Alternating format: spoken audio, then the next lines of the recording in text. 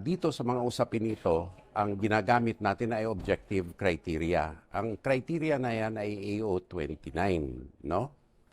At ito ay binibigay namin basihan upang makipagtulungan at makipag-ugnayan sa ibang mga ahensya kung may kinakailangan.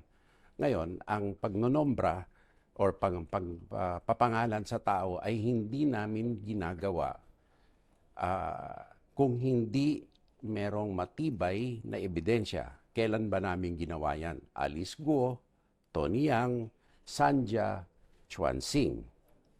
Dahil sa pangangalaga namin dito sa aming operational security at regard sa mga institutional procedures namin, dito nagmumula ang tiwala ng taong bayan sa institusyon.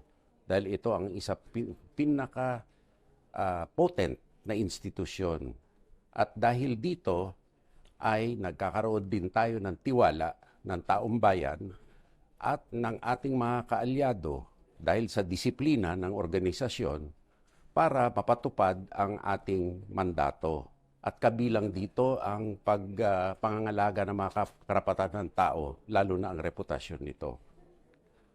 Sir, nakuha ba niya yung konteksto nung una niyong sinabi? Kaya siya Hindi ko na alam, basta ang sasagutin ko diyan ay policy.